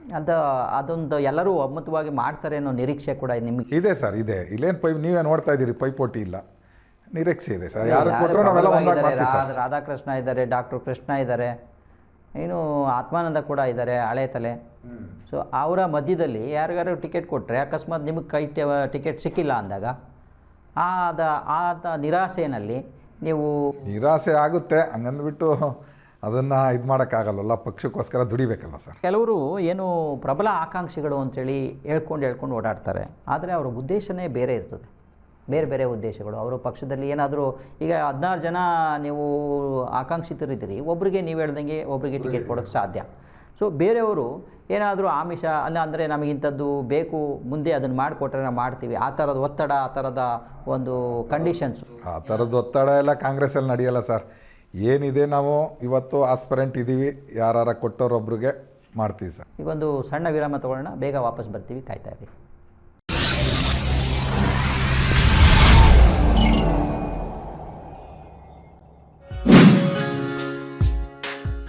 10 TV ಮುಖಾಮುಖಿ ಕಾರ್ಯಕ್ರಮಕ್ಕೆ ಮತ್ತೊಮ್ಮೆ ಸ್ವಾಗತ. ಸರ್, ಈಗ ಬಣದ ರಾಜಕೀಯ ನಡೀತಾ ಇದೆ. ಕಾಂಗ್ರೆಸ್ನೊಳಗೂ ಬಣದ ರಾಜಕೀಯದಿಂದ ಹೊರತಾಗಿಲ್ಲ ಕಾಂಗ್ರೆಸ್ ಪಕ್ಷ ಕೂಡ. 3-4 ಬಣಗಳಿದ್ದಾವೆ. ಹಳೆ ಕಾಂಗ್ರೆಸ್ಸಿಗರು, ಹೊಸಬರು, ವಲಸೆ ಬಂದ ಕಾಂಗ್ರೆಸ್ಸಿಗರು, ಅಥವಾ ಬೇರೆ ಬೇರೆ ನಾಯಕರುಗಳ ಕಾಂಗ್ರೆಸ್ಗಳು, ಈ ಥರದಲ್ಲಿ ಇದೆ. ಇದರಲ್ಲಿ ನಿಮ್ಮದು ಯಾವ ಬಣ ಮತ್ತು ಈ ಬಣದ ರಾಜಕೀಯದಲ್ಲಿ ಏನೆಲ್ಲ ನಡೀತಾ ಇದೆ? ಸರ್, ಬಣ ಇಲ್ಲಿ ನಾವು ಯಾವ ಬಣನೂ ಇಲ್ಲ, ಕಾಂಗ್ರೆಸ್ ಬಣ ನಾವು ಸರ್. ನಾವು ಕಾಂಗ್ರೆಸ್ನ ನಿಷ್ಠಾವಂತರು ಸರ್. ಒಟ್ಟಿನಲ್ಲಿ ಬಣದ ರಾಜಕೀಯ ನಡೀತಾ ಇದೆ ಅಲ್ವಾ ಕಾಂಗ್ರೆಸ್ ಸರ್? ಏನು ಈಗ ಇದ್ದೇ ಇರುತ್ತೆ ಸರ್. ಈಗ ಬಣ ರಾಜಕೀಯ ಇದ್ದೇ ಇರುತ್ತೆ. ಕೊನೆಯಲ್ಲಿ ಎಲೆಕ್ಷನಲ್ಲಿ ಬಂದಾಗ ನಾವು ಎಲ್ಲ ಬಣಗಳು ಒಂದಾಗಿ ಕಾಂಗ್ರೆಸ್ ಬಣ ಆಗುತ್ತೆ ಸರ್. ಪ್ರಬಲವಾಗಿ ಆಕಾಂಕ್ಷಿಗಳಿರೋರಲ್ಲಿ ಭಿನ್ನಾಭಿಪ್ರಾಯ ಉಂಟಾಗೋದು ಮತ್ತು ಅವರು ಬೇರೆ ಬೇರೆ ಬಣಗಳಿಗೆ ಸೇರಿಕೊಳ್ಳುವಂಥದ್ದು ಸಹಜ ಅಲ್ವಾ ಸರ್? ಹೇಳಿಲ್ವ ಸರ್, ಈಗ ಏನೇ ಬಣ ಆದರೂ ನಾವು ಕಾಂಗ್ರೆಸ್ನವ್ರೇ ಅಲ್ವ ಸರ್. ಒಂದು ಇದಿರುತ್ತೆ, ಅಸಮಾಧಾನ ಇರುತ್ತೆ. ಅಸಮಾಧಾನ ಯಾರಿಗಿರಲ್ಲ, ಎಲ್ಲಿರಲ್ಲ, ಮನೆಯಲ್ಲೇ ಇರುತ್ತೆ ಅಲ್ವ ಸರ್. ಒಂದು ಮನೆಯಲ್ಲಿರುವಾಗಲೇ ಅಸಮಾಧಾನ ಇರುತ್ತೆ. ಅದಕ್ಕೆಲ್ಲ ನಮ್ಮ ಹೈಕಮಾಂಡು ಅವರೆಲ್ಲನೂ ಸಮಾಧಾನ ಮಾಡಿ ಎಲ್ಲ ಒಂದಾಗುವಂಗೆ ಮಾಡುತ್ತೆ ಸರ್. ಕಾಂಗ್ರೆಸ್ನವ್ರು ಈ ಸತ್ತು ಎಲ್ಲ ಒಂದಾಗಿ ಮಾಡ್ತೀವಿ ಸರ್. ಕಳೆದ 2 ವಿಧಾನ ಪರಿಷತ್ ಚುನಾವಣೆಯಲ್ಲಿ ಕಾಂಗ್ರೆಸ್ ಪಕ್ಷ ಗೆಲುವು ಸಾಧಿಸಿದೆ ಮಂಡ್ಯದಲ್ಲಿ. ಅದು ಒಂದು ರೀತಿಯಲ್ಲಿ ಒಂದು ಇತಿಹಾಸ ನಿರ್ಮಾಣ ಕೂಡ ಮಾಡಿದೆ. ಯಾವುದೂ ಆಗಿರಲಿಲ್ಲ, ಗೆದ್ದಿರಲಿಲ್ಲ ಗೆಲುವು. ಸೊ ಆ ಥರದ ಪ್ರಕ್ರಿಯೆಗಳನ್ನು ಮುಂದಿನೂ ಕೂಡ ಮಾಡ್ತೀರಾ, ಅಥವಾ ಬಣದ ರಾಜಕೀಯದಲ್ಲಿ ಭಿನ್ನಾಭಿಪ್ರಾಯ ಉಂಟಾದಾಗ ಹೇಗೆ ಮಾಡ್ತೀರಿ, ಹೇಗೆ ನಿರ್ವಹಣೆ ಮಾಡ್ತೀರಿ? ನಿಮಗೂ ಕೂಡ ಸರ್, ಈಗ ನೀವು ಹೇಳಿದ್ರಿ 2 MLC ಎಲೆಕ್ಷನ್ ಜೈಗಳಿಸಿದ್ದೀರಿ ಅಂತ. ಆಗಲೂ ಬಣ ಎಲ್ಲ ಇದ್ದು ಅಲ್ವ ಸರ್? ಎಲ್ಲ ಬಣ ಒಂದಾಗಿ ಮಾಡಿದ್ದಕ್ಕೆ ಅಲ್ವ ಎಲ್ಲ ಗೆದ್ದಿದ್ದು. ಕಾಂಗ್ರೆಸ್ನವರೆಲ್ಲ ಒಂದಾಗಿ ಮಾಡಿದ್ದಾರೆ. ಈಗ ನಮ್ಮ ಮಂಡ್ಯ ಜಿಲ್ಲಾ ನಾಯಕರಾಗಿ ಚೆಲುವರಾಯಸ್ವಾಮಿಯವರು ಎಲ್ಲರನ್ನು ಕರೆದಿ ಮಾತಾಡಿ ಎಲ್ಲರನ್ನು ಒಂದುಗೂಡಿಸಿ ಒಟ್ಟಾಗಿ ಕರ್ಕೊಂಡು ಹೋಗ್ತಾರೆ ಸರ್. ಅದರಲ್ಲಿ ವಿಶ್ವಾಸ ಇದೆ. ಆದರೆ ಚೆಲುವರಾಯಸ್ವಾಮಿ ಅವರಿಗೆ ನಿಷ್ಠೆ ತೋರಿಸುವಂಥ ಎಲ್ಲ ಆ ಥರದ ಒಂದು ನಿಷ್ಠೆ ಎಲ್ಲ ಇದೆ. ನಿಮ್ಮ ನಿಷ್ಠೆ ಸರ್, ಕಾಂಗ್ರೆಸ್ನೊಳಗೆ ಈಗ ಎಲ್ಲ ಅವರು ನಮಗೆ ನಾಯಕರಾಗಿದ್ದಾರೆ. ಈಗ ಅವ್ರಿಗೂ ಈಗ ಆ ವಿಧಾನ ಪರಿಷತ್ತಿನ ಚುನಾವಣೆಯ ಸಮಯ ಬೇರೆ, ಸಂದರ್ಭ ಬೇರೆ. ಈಗ ಅಲ್ಲಿ ವಿಧಾನಸಭೆಯ ಚುನಾವಣೆ ಬೇರೆ. ಈಗ ಎಲ್ಲ ಕ್ಷೇತ್ರದಲ್ಲೂ ಚುನಾವಣೆ ನಡೆಯುತ್ತೆ. ಇನ್ನು ಚೆಲುವರಾಯಸ್ವಾಮಿ ಕೂಡ ಅವರು ಒಂದು ಕಾನ್ಸ್ಟಿಟ್ಯೂನ್ಸಿನಲ್ಲಿ ಸ್ಪರ್ಧೆ ಮಾಡ್ತಾರೆ. ಅವರು ಗೆಲುವನ್ನು ಕೂಡ ಅವರು ಮಾಡಬೇಕು. ಆ ಥರದಿದ್ದಾಗ ಎಲ್ಲರನ್ನೂ ಒಗ್ಗೂಡಿಸ್ಕೊಂಡು ಮಾಡುವುದಾದರೂ ಹೇಗೆ? ಒಂದು ಮೀಟಿಂಗ್ ಕರೆದು ಎಲ್ರಿಗೂ ರೆಡಿ ಮಾಡ್ತಾರೆ. ನಾವು ಅವೆಲ್ಲ ಫಾಲೋ ಅಪ್ ಮಾಡ್ಕೊಂಡು ಹೋಗ್ತೀವಿ ಸರ್. ಇಲ್ಲೂ ನಾಯಕರಿದ್ದಾರೆ, ನಮ್ಮ ಹಿರಿಯ ನಾಯಕರು ಯಾರಿದ್ದಾರೆ ಅವ್ರಿಗೆ ಜವಾಬ್ದಾರಿ ಕೊಡ್ತಾರೆ. ಅವರ ಸಾರಥ್ಯದಲ್ಲಿ ನಾವೆಲ್ಲ ಒಂದಾಗಿ ಹೋಗ್ತೀವಿ. ನಿಮಗೆ ಪಕ್ಷ ಜವಾಬ್ದಾರಿ ಕೊಟ್ಟರೆ ನೀವೇ ಎಲ್ಲರನ್ನೂ ಒಟ್ಟಿಗೆ ಕರ್ಕೊಂಡು ಹೋಗ್ತೀವಿ ಸರ್. JDSನ ಕೇಳಿ ಒಂದು ರೀತಿಯಲ್ಲಿ ಭದ್ರಕೋಟೆ ಅಂತ ಮಂಡ್ಯ ಜಿಲ್ಲೆ. ಸೊ ಇದರಲ್ಲಿ BJP ಕೂಡ ಇತ್ತೀಚೆಗೆ ಖಾತೆ ತೆರೆದಿದೆ. ನಾರಾಯಣಗೌಡರು ಮಂತ್ರಿ ಕೂಡ ಆಗಿದ್ದಾರೆ. ಇಂತಹ ಸಂದರ್ಭದಲ್ಲಿ ಈಗ 4-5 ಕ್ಷೇತ್ರಗಳಲ್ಲಿ ಗೆಲುವು ಸಾಧಿಸಲೇಬೇಕು ಅಂತ ಹೇಳಿ ಅವರು BJPಯವರು ಪಣ ತೊಟ್ಟಿದ್ದಾರೆ.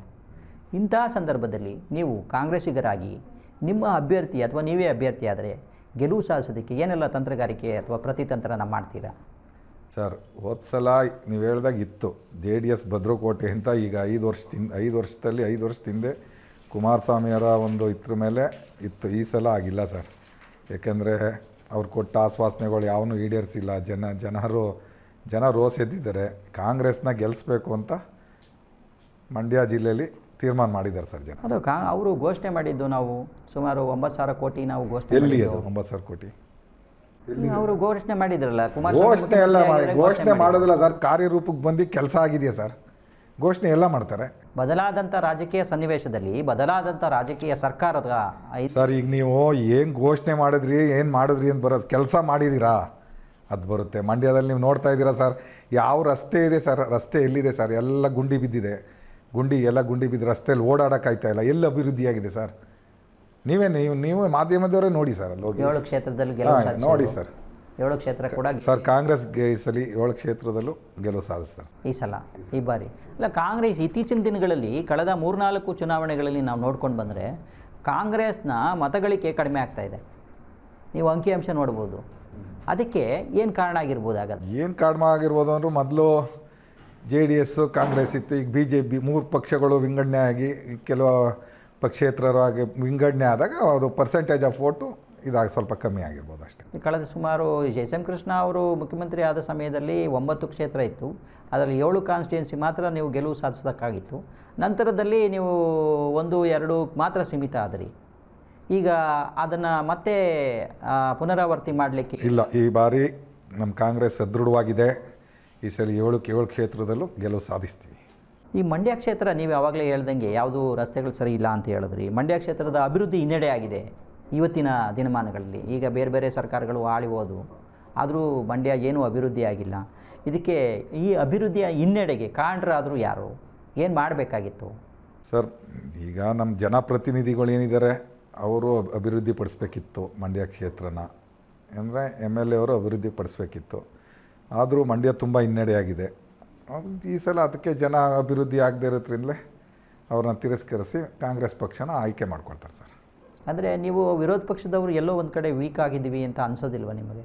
ಯಾರು ವಿರೋಧ ಪಕ್ಷ ಹೋರಾಟ ಮಾಡ್ತಾನೆ ಇದೀವಲ್ಲ ಸರ್, ಎಲ್ಲಿ ವೀಕ್ ಆಗಿದ್ದೀವಿ ಸರ್? ಕಾಂಗ್ರೆಸ್ನವರು ವಿರೋಧ ಪಕ್ಷ ಇಲ್ಲ, ಕೇಳಿ, ವಿರೋಧ ಪಕ್ಷ ಆಗಿ ಅವ್ರು ಕೆಲಸ ಮಾಡಲಿಲ್ಲ ಅಂತ ಅವ್ರು ಹಿನ್ನಡೆ ಆಗಿರೋದಕ್ಕೆ ಸರ್ ಈಗ ನಾವು 2 MLC ಗೆದ್ದಿದ್ದೀವಿ. ಚುನಾವಣೆ ಬಂದಾಗ ನೀವು ಹೇಳ್ತಾ ಇದ್ದೀರಿ ರಸ್ತೆ ಸರಿ ಇಲ್ಲ, ಅದು ಸರಿ ಇಲ್ಲ, ಕ್ಷೇತ್ರ ಅಭಿವೃದ್ಧಿ ಆಗಿಲ್ಲ ಅಂತ ಹೇಳ್ತಾ ನಾವು ಎಲ್ಲ ತಾವು ನಿಮ್ಮ ಮಾಧ್ಯಮದಲ್ಲಿ ಹೇಳಿಕೆ ಕೊಟ್ಟಿದ್ದೀವಿ, ರಸ್ತೆ ಗುಂಡಿ ಬಂದಿದೆ, ಅಭಿವೃದ್ಧಿ ಕೆಲಸ ಆಗಲಿಲ್ಲ ಅಂತ.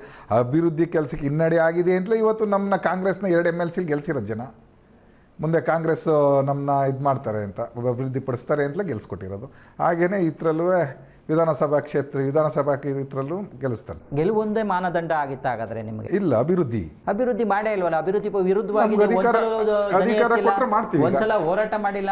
ಮಂಡ್ಯ ಜಿಲ್ಲೆ ಹೇಳಿ ಕೇಳಿ ಹೋರಾಟಕ್ಕೆ ಮುಂಚೂಣಿ ಇರುವಂತ 30 ವರ್ಷದಿಂದ JDS ಸರ್ ಆಡಳಿತ ನಡೆಸ್ತಾ ಇರೋದು. ಮಧ್ಯೆ ಅಂಬರೀಷ್ ಅಣ್ಣ 5 ವರ್ಷ ಬಂದಿದ್ರು. ಅವ್ರ ಅವಧಿಲಿ ಕಾಂಗ್ರೆಸ್ನಿಂದ ತುಂಬ ಅಭಿವೃದ್ಧಿ ಕೆಲಸಗಳಾಗಿದೆ. ಗೌರ್ಮೆಂಟ್ ಹಾಸ್ಪಿಟ್ಲ್ ಆಗ್ಬೋದು, ಎಲ್ಲ ಕೆಲಸಗಳಾಗಿದೆ. ಈ ಶುಗರ್ ಫ್ಯಾಕ್ಟ್ರಿ ಆಗ್ಬೋದು, ಅವ್ರು ಅಂಬರೀಷ್ ಅವರು ಇದ್ದಾಗ ಚೆನ್ನಾಗಿ ನಡೀತಿದ್ದು. ನಿಮಗೆ ಯಾವ ಟೈಮಲ್ಲಿ ನಿಲ್ಲಿಸಿದ್ರು ಸರ್ ಶುಗರ್ ಫ್ಯಾಕ್ಟ್ರಿನ? ಸಿದ್ದರಾಮಯ್ಯ ಕಾಲದಲ್ಲಿ ಶುಗರ್ ಫ್ಯಾಕ್ಟ್ರಿ ಎಲ್ಲಿ ನಡೀತಾ ಇತ್ತು? ಸರ್, ನಡೀತಾ ಇತ್ತು ಶುಗರ್ ಫ್ಯಾಕ್ಟ್ರಿ. ಯಡಿಯೂರಪ್ಪ ಸಿದ್ದರಾಮಯ್ಯನವ್ರ ಕಾಲದಲ್ಲಿ ನಡೀತಾ ಇತ್ತು. ಕುಮಾರಸ್ವಾಮಿ ಅವ್ರ ಟೈಮಲ್ಲಿ ನಿಂತೋಗಿ. ಯಡಿಯೂರಪ್ಪನ ಅವಧಿ ಮುಗಿದೋದ ನಂತರ ಸದಾನಂದ ಗೌಡರು, ಕುಮಾರಸ್ವಾಮಿ ಅವರು ಶೆಟ್ಟರು ಬಂದರು. ಕುಮಾರಸ್ವಾಮಿ ಅವರು CM ಆದಾಗ ಸರ್ ಶುಗರ್ ಫ್ಯಾಕ್ಟ್ರಿ ನಿಂತಿದ್ದು. ಅದು ಸಿದ್ದರಾಮಯ್ಯನವ್ರ ಕಾಲದಲ್ಲೂ ನಿಂತಿದೆಯಲ್ಲ? ಇಲ್ಲ, ಸಿದ್ದರಾಮಯ್ಯನವರು ಅನುದಾನ ಕೊಟ್ಟು ಶುಗರ್ ಫ್ಯಾಕ್ಟ್ರಿನ ನಡೆಸ್ತಾ ಇದ್ರು, ಚೆನ್ನಾಗಿ ನಡೀತಾ ಇತ್ತು.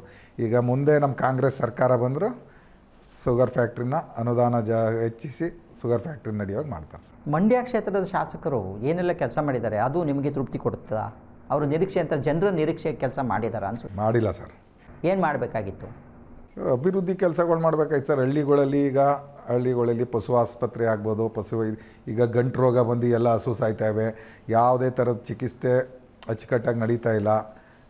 ಪಶು ಆಸ್ಪತ್ರೆಗಳನ್ನ ಅಭಿವೃದ್ಧಿಪಡಿಸ್ಬೇಕಿತ್ತು. ಮತ್ತು ಪ್ರಾಥಮಿಕ ಕೇಂದ್ರಗಳನ್ನ ಅಭಿವೃದ್ಧಿಪಡಿಸಿ ಜನಕ್ಕೆ ಈಗ ನೋಡಿ ಮಂಡ್ಯಗೆ ಬರೋಂಗಾಗಿದೆ, ಮಂಡ್ಯ ಕೇಂದ್ರ ಸ್ಥಳಕ್ಕೆ ಬರೋಂಗಾಗಿದೆ. ಅಲ್ಲಲ್ಲಿರೋ ಪ್ರಾಥಮಿಕ ಸಂಘಗಳನ್ನ ಅಭಿವೃದ್ಧಿಪಡಿಸಿದರೆ ಜನ ಎಲ್ಲ ಅಲ್ಲಲ್ಲೇ ಹಳ್ಳಿಗಳಲ್ಲೇ ಚಿಕಿತ್ಸೆ ಪಡೆದಿದ್ರೆ ಇಲ್ಲಿಗೆ ಬರುವಂಥ ಅವಶ್ಯಕತೆ ಇರಲಿಲ್ಲ. ನೀವು ನೋಡ್ತಾ ಇದ್ದೀರಿ ಇವತ್ತು ಹಾಸ್ಪಿಟ್ಲಲ್ಲಿ ಎಷ್ಟು ಜನ ಇದ್ದಾರೆ ನೋಡಿ. ಯಾಕಂದರೆ ಅಲ್ಲಿ ಸರಿಯಾಗಿ ವ್ಯವಸ್ಥೆ ಇಲ್ಲದೆ ಇರೋದ್ರಿಂದ ಎಲ್ಲ ಕೇಂದ್ರ ಸ್ಥಾನಕ್ಕೆ ಬರ್ತಾರೆ. ಪ್ರಾಥಮಿಕ ಆರೋಗ್ಯ ಕೇಂದ್ರಗಳನ್ನ ಅಭಿವೃದ್ಧಿಪಡಿಸ್ಬೇಕು ಸರ್. ಒಂದಷ್ಟು ಅಂದರೆ ಈಗ ಉದ್ಯೋಗ ಕೂಡ ಸರಿಯಾಗಿ ಸಿಕ್ಕಿಲ್ಲ. ಉದ್ಯೋಗಕ್ಕೆ ಅರಸಿ ಬೆಂಗಳೂರಿಗೆ ಹೋಗ್ತಾ ಇದ್ದಾರೆ ಜನರೆಲ್ಲ. ಈ ಕೃಷಿಯನ್ನು ಬಿಡ್ತಾ ಇದ್ದಾರೆ. ನಮ್ಮ ಮಂಡ್ಯದಲ್ಲಿ ಏನು ಸರ್ ಅಂದರೆ, ನನ್ನ ಮಂಡ್ಯ ಯಾವುದೇ ಒಳ್ಳೊಳ್ಳೆ ಕೈಗಾರಿಕೆಗಳು ಇಲ್ಲಿಗೆ ಬಂದಿಲ್ಲ. ಕೆಲಸಗಳದ್ದು ತೊಂದರೆ ಇದೆ, ಅದರಿಂದ ಬೆಂಗಳೂರಿಗೆ ಹೋಗ್ತಾ ಇದ್ದಾರೆ. ಈಗ ಇಲ್ಲಿರುವಂಥ ಜನಪ್ರತಿನಿಧಿಗಳು ಕೈಗಾರಿಕೆಗಳನ್ನ ತಂದು ಅವಕಾಶ ಮಾಡಬೇಕು, ಉದ್ಯೋಗಕ್ಕೆ ಅವಕಾಶ ಮಾಡಿಕೊಡ್ಬೇಕಿತ್ತು, ಮಾಡಿಕೊಡ್ತಾ ಇಲ್ಲ. ನಮ್ಮ ಕಾಂಗ್ರೆಸ್ ನೆಕ್ಸ್ಟ್ ಬಂದಾಗ ನಾವು ಅವಕಾಶ ಮಾಡಿಕೊಡ್ತೀವಿ ಸರ್. ಈ ರಾಜ್ಯ ಸರ್ಕಾರ ಏನು 40% ಕಮಿಷನ್ ಸರ್ಕಾರ ಅಂತೇಳಿ ಎಲ್ಲ ಆರೋಪ ಮಾಡ್ತಾ ಇದ್ದಾರೆ. ಸಿದ್ದರಾಮಯ್ಯನವರು ಬಹಳಷ್ಟು ಒಂದು ಈ ದೊಡ್ಡದಾಗಿ ಆರೋಪ ಮಾಡ್ತಾರೆ ಸರ್. ಅದು ಒರಿಜಿನಲ್ ಆಗಿ ನಡೀತಾ ಇರೋದನ್ನ ಹೇಳ್ತಾ ಇದ್ದಾರೆ. ಅದೇ ರೀತಿ ಮಂಡ್ಯದಲ್ಲೂ ಆ ಥರದ ಶಾಸಕರು ಇರ್ಬೋದು ಅಥವಾ ಈ ಥರದ್ದು ಇದೆಯಾ? ಥ್ರೂಔಟ್ ಕರ್ನಾಟಕ ಸರ್, ಎಲ್ಲ ಕಡೆ ನಡೀತಾ ಇದೆ. ಮಂಡ್ಯದಲ್ಲಿ ಶಾಸಕರದ ಆ ಥರ ಒಂದು ಧೋರಣೆ ಇನ್ನು ಅನುಸರಿಸ್ತಾ ಇದ್ದಾರೆ. ಎಲ್ಲ ಸರ್ಕಾರವೇ ತಗೊಳ್ತಾ ಇದೆ, ಅವರು ಸರ್ಕಾರದವರೇ ತಗೊಳ್ತಾ ಇಲ್ವಾ ಸರ್? ಸೊ ಇಲ್ಲೂ ಮಂಡ್ಯದಲ್ಲೂ ಕೂಡ ಆ ಥರದ್ದು ನಡೀತಾ ಇದೆ. ಸರ್, ಕೃಷಿ ಉತ್ಪನ್ನಗಳಿಗೆ ವೈಜ್ಞಾನಿಕ ಬೆಲೆ ಕೊಡಬೇಕು ಅಂತೇಳಿ ಒತ್ತಾಯ ಮಾಡಿ ರೈತರು ಕಳೆದ ಸುಮಾರು 75 ದಿನಗಳಿಂದ ಪ್ರತಿಭಟನೆ ಮಾಡ್ತಾ ಇದ್ದಾರೆ. ಹಾಲಿಗೆ ವೈಜ್ಞಾನಿಕ ಬೆಲೆ ಕೊಡಬೇಕು, ಕೃಷಿ ಉತ್ಪನ್ನಗಳಿಗೆ ವೈಜ್ಞಾನಿಕ ಬೆಲೆ ಕೊಡಬೇಕು ಮತ್ತು ವಿದ್ಯುತ್ ಬಾಕಿ ಮನ್ನಾ ಮಾಡಬೇಕು ಅಂತೇಳಿ ಅವರು ಹೋರಾಟ ಮಾಡ್ತಾ ಇದ್ದಾರೆ. ಅದು ಯಾವುದೇ ಪ್ರತಿನಿಧಿಗಳು ಸ್ಪಂದಿಸ್ತಾ ಇಲ್ಲ ಅಂತೇಳಿ ಅವರ ಆರೋಪ ಕೂಡ ಇದೆ. ಇದಕ್ಕೆ ನಿಮ್ಮ ಬೆಂಬಲ ಹೇಗಿದೆ? ನಮ್ಮ ಬೆಂಬಲ ಇದೆ ಸರ್. ಕಳೆದ ಬಾರಿ ಸಿದ್ದರಾಮಯ್ಯನವರು ಬಂದಿದ್ದರು. ರೈತರು ಹೋರಾಟಕ್ಕೆ, ಯಾವುದೇ ಹೋರಾಟಕ್ಕೆ ನಾವು ಜೊತೆಲಿ ನಿಲ್ತೀವಿ ಸರ್. ರೈತರು ಪರ ನಿಲ್ತೀವಿ. ಕಬ್ಬು ಮತ್ತು ಭತ್ತಕ್ಕೆ ವೈಜ್ಞಾನಿಕ ಬೆಲೆ ಕೊಡಬೇಕು. ಅದು ಸರ್ಕಾರದ ಇತಿಮಿತಿಲೇ ಇದೆ. ಸರ್ಕಾರ ಅದ್ರ ಬಗ್ಗೆ ಗಮನ ಹರಿಸಿ ಹಾಲಿಂದಾಗ್ಬೋದು, ಕಬ್ಬಿನದಾಗ್ಬೋದು, ಭತ್ತದ ಬೆಂಬಲ ಬೆಲೆ ಆಗ್ಬೋದು ಮಾಡಿ ರೈತರಿಗೆ ಅನುಕೂಲ ಮಾಡಬೇಕು ಸರ್. ಏನು ಈ ಸಿದ್ದರಾಮಯ್ಯನವ್ರು ಬಂದಿದ್ದರು, ಚಲುವರಾಯಸ್ವಾಮಿಯವರು ಬಂದಿದ್ದರು, ಹೋರಾಟದಲ್ಲಿ ಭಾಗವಹಿಸಿದರು, ನೀವು ಕೂಡ ಅವತ್ತು ಇದ್ರಿ ಅಲ್ಲಿ. ಆದರೂ ಅವರು ಎಲ್ಲೋ ಒಂದು ಕಡೆ ಸದನದಲ್ಲಿ ಅದ್ರ ಬಗ್ಗೆ ಚಕಾರ ಎತ್ತಲಿಲ್ಲ ಅನ್ನೋ ಆರೋಪ ಕೂಡ ಇದೆ. ಕೊನೆಯ ದಿನದಲ್ಲಿ ಅವರು ಪ್ರಸ್ತಾಪ ಮಾಡಿದ್ರು, ಆದರೆ ಪರಿಣಾಮಕಾರಿಯಾಗಿ ಇಂಪ್ಲಿಮೆಂಟ್ ಆಗಲಿಲ್ಲ. ಇಲ್ಲ ಸರ್, ಹೋರಾಟ ಮಾಡ್ತಾ ಇದ್ದಾರೆ. ಅದು ಸರ್ಕಾರದ್ದು ಇದಕ್ಕೆ ಬಂದಿದ್ದು ಮಾಡಬೇಕಲ್ವ ಸರ್? ಸರ್ಕಾರ ಮಾಡಬೇಕು. ಈಗ ಏನಾರ ಮಾಡಿಲ್ಲ ಅಂದರೆ ಇನ್ನು ಮುಂದಿನ ಹೋರಾಟನ ಮಾಡೋಣ ಸರ್, ಎಲ್ಲ ಜೊತೆಗೂಡಿ, ರೈತರ ಸಂಘದ ಜೊತೆಗೂಡಿ ಮಾಡೋಣ ಸರ್. ನೀವೊಬ್ಬರು ಈಗ ಶಾಸಕ ಸ್ಥಾನದ ಆಕಾಂಕ್ಷಿಯಾಗಿದ್ದೀರಿ, ಸ್ಪರ್ಧಾಕಾಂಕ್ಷಿಯಾಗಿದ್ದೀರಿ ಮಂಡ್ಯ ಕ್ಷೇತ್ರದ್ದು. ಸೊ ಇಂಥ ಸಮಯದಲ್ಲಿ ನಿಮಗೆ ಪಕ್ಷ ಟಿಕೆಟ್ ಕೊಟ್ಟು ನೀವು ಒಂದು ವೇಳೆ ಆಯ್ಕೆ ಆದರೆ ನಿಮ್ಮ ಕನಸುಗಳೇನು ಸರ್? ಏನು ಮಾಡಬೇಕು ಅಂದ್ಕೊಂಡಿದ್ದೀರಿ? ಜೊತೆಗೆ ಮೈಶುಗರ್ ಕೂಡ ಒಂದು ರೀತಿಯಲ್ಲಿ ಅದು ದುಸ್ಥಿತಿಯಲ್ಲಿದೆ. ಅದು ಮಂಡ್ಯ ಜಿಲ್ಲೆಯ ರೈತರ ಜೀವನಾಡಿ ಅದು. ಸೊ ಹಾಗಾಗಿ ಅದರ ಕಾಯಕಲ್ಪ ನೀವು ಅಥವಾ ನಿಮ್ಮ ಶಾಸಕರು ಆಯ್ಕೆ ಆದರೆ, ನೀವೇ ಇರ್ಬೋದು ಅಥವಾ ನಿಮ್ಮ ಪರವಾಗಿ ಯಾರಾದರೂ ಇರಬಹುದು, ಆಯ್ಕೆ ಆದಂಥ ಪಕ್ಷದಲ್ಲಿ ಮೈಶುಗರ್ ಸೇರಿದಂತೆ ರೈತರು, ಈ ಜಿಲ್ಲೆಯ, ಈ ಕ್ಷೇತ್ರದ ಜನರ ಆಶೋತ್ತರಗಳನ್ನು ಯಾವ ರೀತಿ ಈಡೇರಿಸ್ತೀರಿ? ಶುಗರ್ ಫ್ಯಾಕ್ಟ್ರಿ ಏನು ಈಗ ಶುಗರ್ ನಡೀತಾ ಇದೆ, ಅದನ್ನು ಅಭಿವೃದ್ಧಿಪಡಿಸಿ ಶುಗರ್ ಫ್ಯಾಕ್ಟ್ರಿ ವರ್ಷ ಪೂರ್ತಿ ನಡೆದು ಎಲ್ಲ ರೈತರ ಕಬ್ಬನ್ನ ಅದು ಅರಿಯುವಂತ ಆಗ್ಬೇಕು ಸರ್. ಈಗ ಎಲ್ಲ ಆಲೆ ಮನೆಗೆ ಅಲ್ಲಿ ಇಲ್ಲಿ ಕೇಳಿದಷ್ಟು ರೈಟ್ಗೆ ಕೊಟ್ಟು ರೈತರು, ಯಾಕೆಂದರೆ ಕಬ್ಬು ಖಾಲಿ ಆಗಬೇಕು ಗದ್ದೆಯಲ್ಲಿ, ಅದರಿಂದ ತುಂಬ ನೋವನ್ನು ಅನುಭವಿಸ್ತಾ ಇದ್ದಾರೆ. ಇವತ್ತು ಶುಗರ್ ಫ್ಯಾಕ್ಟ್ರಿ ಏನು ಅರಿತಾ ಇದೆ, ಅದು ಈಗ ಕಬ್ಬನ್ನು ಅರಿತಾ ಇರೋದು ಅಂಥ ತೃಪ್ತಿಕರವಾಗಿಲ್ಲ. ಅದು ವರ್ಷ ಪೂರ್ತಿ ಅರಿಬೇಕು. ಇಷ್ಟೊಂದು 3 ತಿಂಗಳು ರೆಸ್ಟ್ ಕೊಟ್ಟು ಇನ್ನು 9 ತಿಂಗಳು ಅದು ಕಬ್ಬು ಅರಿತದೆ. ರೈತರು ಬೇರೆ ಕಡೆ ಕಮಿಟ್ಮೆಂಟ್ ಆಗೋಲ್ಲ ಸರ್. ನಮ್ಮ ಕಬ್ಬಿದೆ, ಇದಕ್ಕೆ ನಮ್ಮ ಕಬ್ಬನ್ನ ತೊಗೊಳ್ತಾರೆ ಇವರು ಅನ್ನೋದು ಗೊತ್ತಾದರೆ ಎಲ್ಲ ಕಬ್ಬು ಬೆಳೆದು ನಮ್ಮ ಶುಗರ್ ಫ್ಯಾಕ್ಟ್ರಿಗೆ ಸಪ್ಲೈ ಮಾಡೋಕ್ಕೆ ಇದು ಮಾಡ್ತಾರೆ. ಅದರಿಂದ ಶುಗರ್ ಫ್ಯಾಕ್ಟ್ರಿನ ಅಭಿವೃದ್ಧಿಪಡಿಸುವಂಥ ಕೆಲಸ ಆಗಬೇಕು. ಮತ್ತು ಬೇರೆ ನಮ್ಮದು ಮಂಡ್ಯ ನಗರಸಭೆ ಇದೆ, ನಗರ ಪಾಲಿಕೆ ಆಗಬೇಕು. ಯಾಕೆಂದರೆ ಸುಮಾರು ನಾವು ನೋಡ್ದಂಗಿಂದು ನಗರಸಭೆ ಆಗಿದೆ. ನಮ್ಮದು ಬೆಳೆದಿದ್ರು, ಮಂಡ್ಯ ನಗರ ಬೆಳೆದಿದ್ರು ಅಲ್ಲೇ ಕೂತಿದೆ. ಇದನ್ನು ನಗರ ಪಾಲಿಕೆ ಮಾಡಬೇಕು ಅನ್ನೋದು ನಮ್ಮದೊಂದು ಕನಸು. ನಗರ ಪಾಲಿಕೆ ಆಗಬೇಕು, ಜೊತೆಗೆ ಮೈಶುಗರ್ ಕೂಡ ಅಭಿವೃದ್ಧಿ ಆಗಬೇಕು. ನಮ್ಮ ಮಂಡ್ಯ ಜಿಲ್ಲಾ ಹಾಲು ಒಕ್ಕೂಟ ಅಭಿವೃದ್ಧಿಯಾಗಿದೆ. ಇನ್ನೂ ಹೆಚ್ಚಿನ ಸವಲತ್ತುಗಳನ್ನ ಕೊಟ್ಟು ಸರ್ಕಾರದ ವತಿಯಿಂದ ಅದನ್ನು ಅಭಿವೃದ್ಧಿಪಡಿಸಬೇಕು ಅಂತ. ಗ್ರಾಮ ಪಂಚಾಯಿತಿ ಮತ್ತು ಏನು ಸಹಕಾರ ಸಂಸ್ಥೆಗಳಲ್ಲಿ ನೀವು ಅಧಿಕಾರನ ಹಿಡಿದಿದ್ದೀರಿ. ಒಂದಷ್ಟು ಗ್ರಾಮ ಪಂಚಾಯಿತಿಗಳಿರ್ಬೋದು ಅಥವಾ ಸಹಕಾರ ಸಂಘಗಳಿರ್ಬೋದು, ರೈತರ ವ್ಯವಸಾಯ ಉತ್ಪನ್ನ ಸಹಕಾರ ಸಂಘ ಇರ್ಬೋದು, PLD ಬ್ಯಾಂಕ್ ಇರ್ಬೋದು, ಅದರ ಅಧ್ಯಕ್ಷರುಗಳ ಆಯ್ಕೆಯಲ್ಲಿ ಕೂಡ ನಿಮ್ಮ ಪಾತ್ರ ಇದೆ. ಅದೆಲ್ಲ ಹೇಗೆಲ್ಲ ಮಾಡಿದ್ದೀರಿ ಸರ್? ಗ್ರಾಮ ಪಂಚಾಯಿತಿ 25 ವರ್ಷದಿಂದ 5 ಟರ್ಮಿಂದು ನಮ್ಮ ಇದರಲ್ಲೇ ಇದೆ ಸರ್. ಕಾಂಗ್ರೆಸ್ ತೆಕ್ಕೆಲೇ ಇದೆ, ಅದರಲ್ಲೂ ನಮ್ಮ ಒಂದು ಇದರಲ್ಲೇ ಇದೆ. ನಮ್ಮ ಅಣ್ಣ ಶೇಖರ್ ಅವರೇ 5 ವರ್ಷದಿಂದ ಇದು 5ನೇ ಬಾರಿ ಗ್ರಾಮ ಪಂಚಾಯಿತಿ ಮೆಂಬರಾಗಿ ಆಯ್ಕೆಯಾಗಿದ್ದಾರೆ ಸರ್. 5 ವರ್ಷ ಪೂರ್ಣಾವಧಿ ಅಧ್ಯಕ್ಷರಾಗಿ ಉಂಡಳ್ಳಿ ಗ್ರಾಮ ಪಂಚಾಯತಿನ ಅಭಿವೃದ್ಧಿಪಡಿಸಿದ್ದಾರೆ. ಈಗ ಅವ್ರನ್ನ RIPCMS ಅಧ್ಯಕ್ಷರಾಗಿ, RIPCMS ಅಲ್ಲಿ ವ್ಯಾಪಾರ ಎಲ್ಲ ಕುಂಠಿತ ಆಗಿತ್ತು. ಈಗ 2,000 3,000 ಅಂತ ತುಂಬ ಕಡಿಮೆಗೆ ಬಂದಿತ್ತು. ಈಗ 20,000 25,000 ವ್ಯಾಪಾರಕ್ಕೆ ಹೋಗಿದೆ. ಪ್ಲಸ್ ಬಾಡಿಗೆ ಎಲ್ಲ ಜಾಸ್ತಿ ಮಾಡಿದ್ದಾರೆ. ಎಲ್ಲ ಅಭಿವೃದ್ಧಿಪಡಿಸ್ತಾ ಇದ್ದಾರೆ ಸರ್. ಮತ್ತು ಆಪ್ಕಾಮ್ಸ್ಗೂ ನಿರ್ದೇಶಕರಾಗಿದ್ದೀವಿ. ಆಪ್ಕಾಮ್ಸು ಮಂಡ್ಯ ಜಿಲ್ಲಾ ಆಪ್ಕಾಮ್ಸ್ಗೂ PLD ಬ್ಯಾಂಕಲ್ಲಿ ನಮ್ಮ ಇವರು ಗ್ರಾಮದವ್ರನ್ನೇ ಡೈರೆಕ್ಟ್ರು ಮಾಡಿ ಸೋಮಶೇಖರ್ ಅವರ ಅಧ್ಯಕ್ಷರು ಮಾಡಿದ್ದೀವಿ. ಮಂಡ್ಯ ಜಿಲ್ಲಾ ಸಹಕಾರ ಯೂನಿಯನ್ಗೆ ನಿರ್ದೇಶಕನಾಗೂ ಆಯ್ಕೆಯಾಗಿದ್ದೀನಿ. ಎಲ್ಲ ಸಹಕಾರ ರಂಗದಲ್ಲಿ ದುಡ್ದು ಗ್ರಾಮ ಪಂಚಾಯತಿ ವ್ಯಾಪ್ತಿಲೂ ದುಡ್ದಿದ್ದೀನಿ. ಜಿಲ್ಲಾ ಪಂಚಾಯತಿಗೂ ಸ್ಪರ್ಧಿಸಿದ್ದೆ, ಕಡಿಮೆ ಅಂತರದಲ್ಲಿ ಸೋತಿದ್ದೀನಿ. ಅದರಿಂದ ಇವತ್ತು ನಾವು ಮಂಡ್ಯ ವಿಧಾನ ಕ್ಷೇತ್ರ ವ್ಯಾಪ್ತಿಯ ಎಲ್ಲ ಹಳ್ಳಿಗಳ ಪರಿಚಯ, ಜನರ ಪರಿಚಯ ನಮಗಿದೆ. ಅದರಿಂದ ನಾನು ಸ್ಪರ್ಧಾಕಾಂಕ್ಷಿ ಆಗಿದ್ದೀನಿ ಸರ್. ಸರ್, ಮೊನ್ನೆ ಕಾಂಗ್ರೆಸ್ನ ನಾಯಕಿ ಅಂತೇಳಿ ಕಾರ್ಯಕ್ರಮ ಮಾಡಿದ್ರು ಬೆಂಗಳೂರಿನಲ್ಲಿ. ಅಂದರೆ ಸೋನಿಯಾ ಗಾಂಧಿ, ಅದೇ ಪ್ರಿಯಾಂಕಾ ಗಾಂಧಿಯವರು ನಾಯಕಿ ಅಂತೇಳಿ ಅವರೇ ಹೇಳ್ಕೊಳ್ಬೇಕಾ? ಆ ಥರದ್ದೊಂದು ಕಾಂಗ್ರೆಸ್ಗೆ ಬೇಕಿತ್ತಾ? ಸರ್, ನಾಯಕಿ ಅಂದರೆ ಅಲ್ಲಿ ಹೋಗುವಂಥ ಜನ, ಅಲ್ಲಿ ಹೋಗುವಂಥ ಮಹಿಳೆಯರು ನಾಯಕಿ ಅನ್ನೋದಕ್ಕೆ ಪ್ರಿಯಾಂಕಾ ಗಾಂಧಿಯವ್ರಿಗೆಲ್ಲ ಅದು ಹೇಳಿದ್ದು. ಅಲ್ಲಿ ಬರುವಂಥ ಜನ ಬಂತಲ್ಲ ನಮ್ಮ ಕಾರ್ಯಕರ್ತರು, ಅವ್ರನ್ನ ನಾವು ನಾಯಕಿ ಅಂತ. ಇದು ವಿರೋಧ ಪಕ್ಷದವ್ರು ಈ ಥರ ಟೀಕೆ ಮಾಡ್ತಾರೆ. ಅವ್ರು ಏನು ಬೇಕಾದ್ರೂ ಮಾಡ್ಬೋದಾ ಸರ್? ಅವ್ರದ್ದೇ ದೃಷ್ಟಿಕೋನದಲ್ಲಿ ಮಾಡ್ತಾರೆ. ಮುಖ್ಯಮಂತ್ರಿಗಳೇ ಈ ಥರ ಒಂದು ಟೀಕೆ ಮಾಡಿದ್ದಾರೆ. ಅವರು ಈಗ ನಾಯಕಿ ಅಂತ ಹೇಳ್ಕೊಳ್ಬೇಕು. ಕಾಂಗ್ರೆಸ್ ಇಲ್ಲ ಸರ್, ನಾಯಕಿ ಅಂದ್ರದು ಬರುವಂಥ ಜನ ಮಹಿಳೆಯರಿಗೆ ಅದು ನಾಯಕಿ ಅಂತ ನಾವು ಕರೆದಿರೋದು. ಅವ್ರ ಕಾಂಗ್ರೆಸ್ ನಾಯಕರವರು, ಕಾಂಗ್ರೆಸ್ಗೆ ಪ್ರಶ್ನಾತೀತ ನಾಯಕಿ ಅಲ್ವಾ, ಕಾಂಗ್ರೆಸ್ನ ನಾಯಕಿಯವರು. ನಾಯಕಿ ಅಂದರೆ ಇಲ್ಲಿರುವಂಥ ಜನ ಮಹಿಳೆಯರು ನಾಯಕಿ ಅನ್ನೋದು. ಇಷ್ಟೊತ್ತು UC ಶಿವಕುಮಾರ್ ಅವರು ಭಾಳಷ್ಟು ವಿಚಾರಗಳನ್ನು ಪ್ರಸ್ತುತಪಡಿಸಿದ್ದಾರೆ. ಅವರ ಏನೇನು ಮಾಡಬೇಕು ಅನ್ನೋದು ಸಹಕಾರ ಕ್ಷೇತ್ರ ಇರ್ಬೋದು, ರಾಜಕೀಯ ಕ್ಷೇತ್ರ ಇರ್ಬೋದು, ಅವರು ಬೆಳೆದು ಬಂದಂಥ ರಾಜಕೀಯ ಹೇಗೆಲ್ಲ ಮಾಡ್ಕೊಂಡು ಬಂದಿದ್ದೀವಿ ಅನ್ನೋದು ಕೂಡ ಹೇಳಿದ್ದಾರೆ. ಇನ್ನು ಮುಂದಿನ ಏನಾಗಬೇಕು, ಮಂಡ್ಯ ಕ್ಷೇತ್ರ ಹೇಗಾಗಬೇಕು ಅನ್ನೋದು ಕೂಡ ಅವರು ಮುಂದಿಟ್ಟಿದ್ದಾರೆ. ಮುಂದೆ ಅವರೇ ಶಾಸಕರಾಗ್ಬೋದು ಅಥವಾ ಮುಂದೆ ಯಾರೇ ಆಗ್ಬೋದು. ಆದರೆ ಬರುವಂಥವರು ಅವ್ರ ಕನಸುಗಳನ್ನು ಸ್ವಲ್ಪ ಮಟ್ಟಿಗಾದರೂ ಈಡೇರಿಸ್ತಾರೆ ಅನ್ನೋ ವಿಶ್ವಾಸ ಕೂಡ ನಮ್ಮದಾಗಿದೆ. ಜೊತೆಗೆ ಅವರ ರಾಜಕೀಯ ಭವಿಷ್ಯ ಕೂಡ ಮುಂದಿನ ದಿನಗಳಲ್ಲಿ ಉಜ್ವಲವಾಗಲಿ, ಇನ್ನಷ್ಟು ಎತ್ತರಕ್ಕೆ ಬೆಳೀಲಿ ಅಂತೇಳಿ ನಾವು ಕೂಡ ಶುಭ ಕೋರ್ತಾ ಇವತ್ತಿನ ಈ ಕಾರ್ಯಕ್ರಮವನ್ನು ಇಲ್ಲಿಗೆ ಮುಗಿಸ್ತಾ ಇದ್ದೀವಿ. ಮುಂದಿನ ಮತ್ತೊಬ್ಬ ಅತಿಥಿಯೊಂದಿಗೆ ಮತ್ತೆ ನಿಮ್ಮನ್ನು ಭೇಟಿಯಾಗ್ತೀನಿ. ಅಲ್ಲಿವರೆಗೂ ನಮಸ್ಕಾರ. 10 TV, ಇದು ಬದಲಾವಣೆಯ